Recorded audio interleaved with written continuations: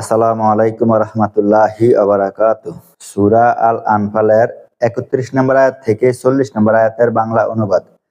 আর যখন তাদের নিকট আমার আয়াত সমূহ পাঠ করা হয়, তখন তারা বলে, আমরা শ্রবণ করেছি, ইচ্ছা করলে আমরাও এর অনুরূপ কথা বলতে পারি।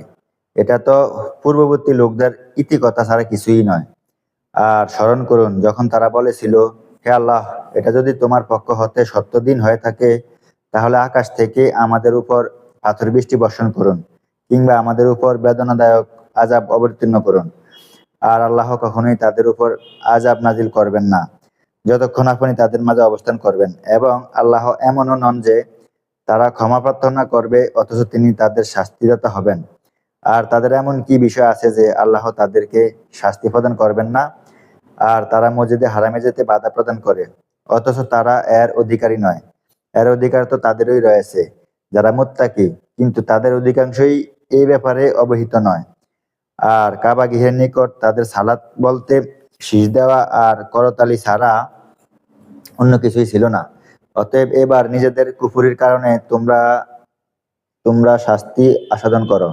নিশ্চয়ই যারা কাফের তারা আল্লাহর পথে বাধা দানের উদ্দেশ্যে তাদের ধন সম্পদ ব্যয় করে। বস্তুত তারা তা ব্যয় করতেই থাকবে।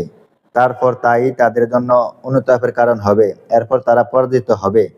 আর যারা কুফরি করেছে তাদেরকে জাহান্নামের দিকে তাড়িয়ে নিয়ে যাওয়া হবে। এটা এই জন্য যে আল্লাহ অপবিত্রকে পবিত্র হতে পৃথক করবেন এবং অপবিত্রদের একটিকে স্থাপন করবেন।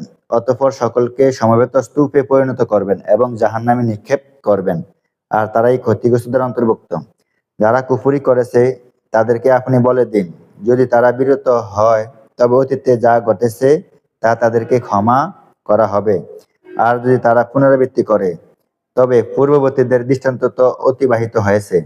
আর তোমরা তাদের সাথে যুদ্ধ করতে থাকো যতক্ষণ না ভ্রান্তি শেষ হয়ে যায় এবং আল্লাহর সকল হুকুম প্রতিষ্ঠিত হয়ে যায়। অতঃপর যদি তারা বিরত হয়ে যায় তাহলে তারা যা করেছে আল্লাহ এই বিষয়ে সর্বদ্রষ্টা। আর যদি তারা বিমুখ হয় তবে জেনে রেখো, নিঃসন্দেহে আল্লাহ তোমাদের অভিভাবক। তিনি কতই না চমৎকার অভিভাবক এবং কতই না উত্তম সাহায্যকারী। আসসালামু আলাইকুম ওয়া রাহমাতুল্লাহি ওয়া বারাকাতুহু।